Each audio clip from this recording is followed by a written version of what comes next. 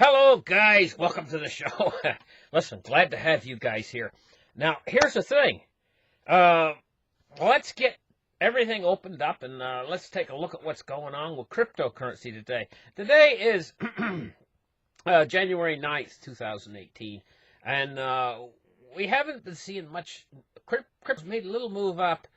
We haven't been seeing much activity. Now, I think these moves up it's making. I think long-term investors are buying in. I think what they're doing is these I think are investors who have been waiting for the crypto to get down to these prices so that they can buy in. And I think that they're not like the ones who are selling on the way down.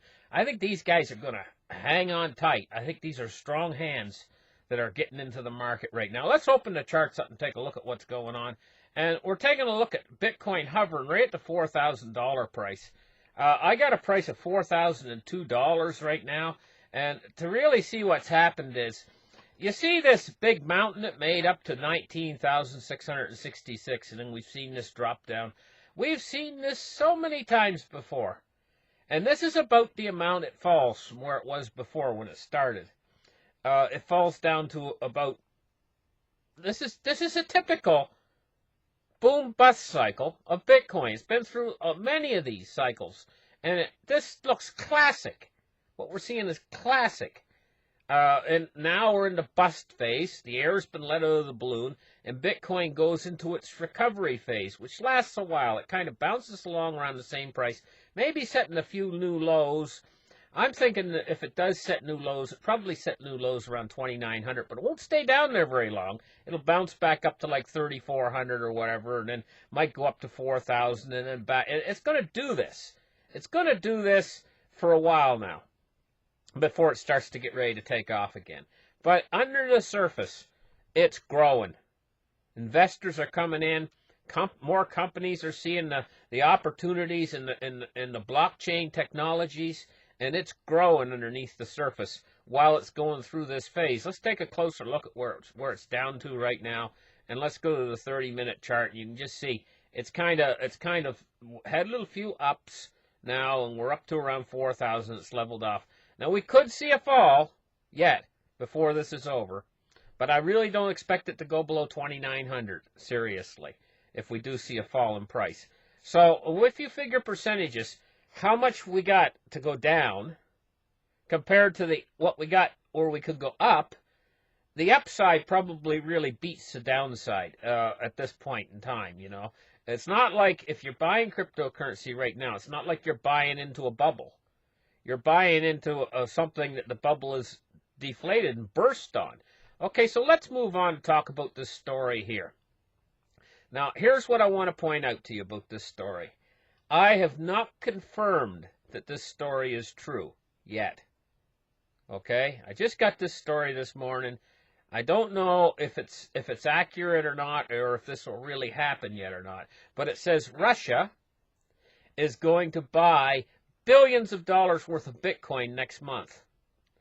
You know, and I mean, seriously, folks, this story could be true. It could be. I'm not saying it is, but it could be, because Russia's been buying a lot of gold, and Russia is looking for assets that are outside the dollar's realm of influence.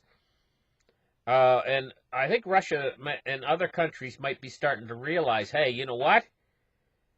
This Bitcoin thing is not going away. This is a new technology, new wave of being able to move vast amounts of money across the internet almost instantaneously. So if you want to move millions of dollars across from one place to another, it's like digital gold. And if countries start to pour on board, actual countries start to buy cryptocurrency, can you imagine what they're going to do to the Bitcoin price? Forget about investors. These investors have been dragging along, dragging their heels, waiting for these ETFs and everything, and waiting for the Security Exchange Commission to give approval and all that. Well, these governments could come in and slip right under and start buying it all up. They got billions of dollars. See what it says here? Russia plans to buy billions of dollars worth of Bitcoin next month. If this is true, I don't know. Maybe you guys out in the audience know if this is true more than me. because I know you guys are right out there researching like I am. It says the Russian government is unwilling to allow the unilateral economic sanctions imposed by Donald Trump's government to further affect its economy, and may be considering a forceful measure to combat America's power in the current diplomatic war.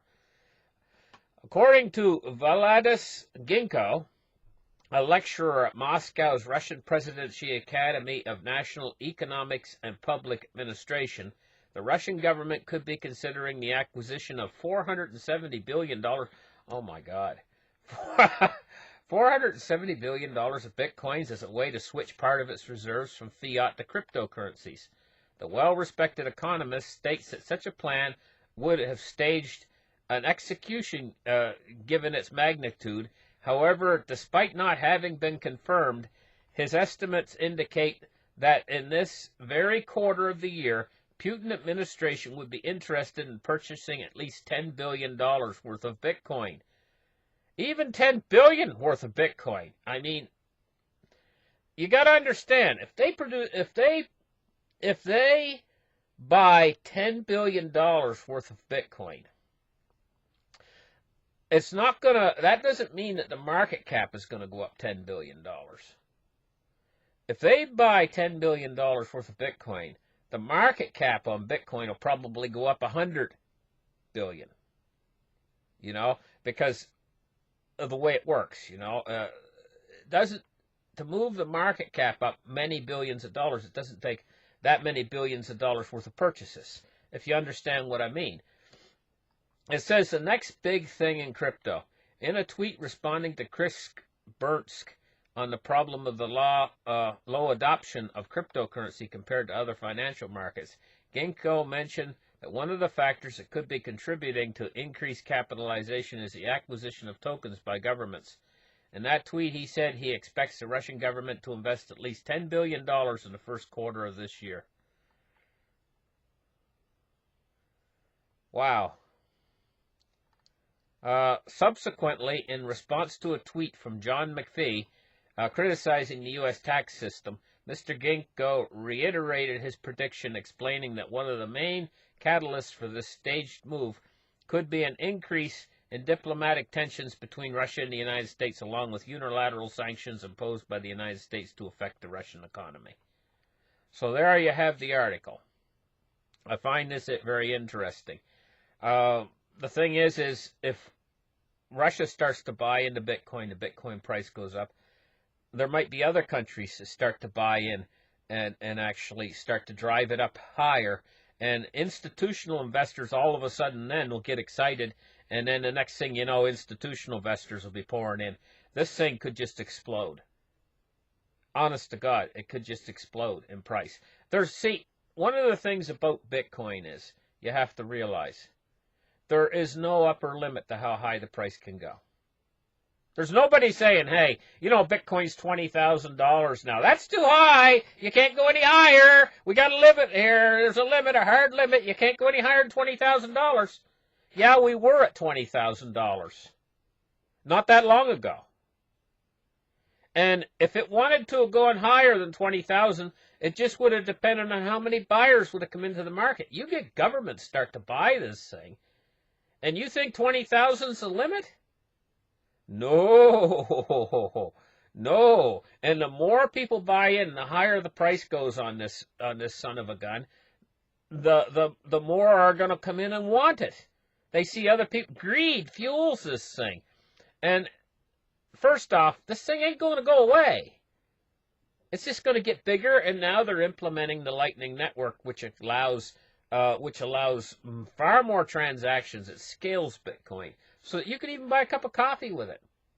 Can you imagine something that's so versatile? You can buy a cup of coffee with it, but you can go out and send $100 million across the internet with it too, the same day. You could get the same man, say Vladimir Putin. Say he decides to buy a cup of coffee in the morning with Bitcoin, and in the afternoon he wants to send $100 million, wire it to some oil company or something.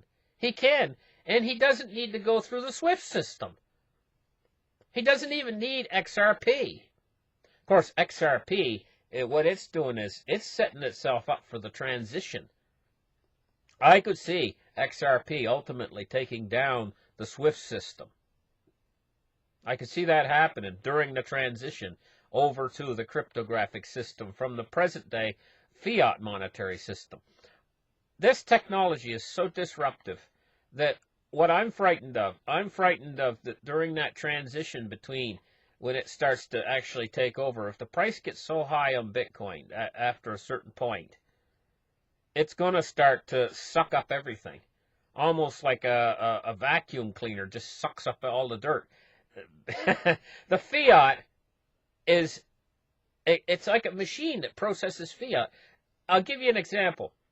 If some guy has $1,000 he saved and he's had it in his bank account for, say, years, say he's been saving it for his retirement, and he goes out and tries to buy Bitcoin with it. So he takes his $1,000 out of the bank. He goes to buy Bitcoin with it. That $1,000 that was sitting in his bank account had a velocity, money velocity of 0. It wasn't moving. All of a sudden, he buys the Bitcoin with $1,000. Now he's got $1,000 worth of Bitcoin. Do you really believe he's going to spend that investment of Bitcoin that he just purchased on anything? No, he's going to HODL it. So now the Bitcoin has a movement of 0. Okay?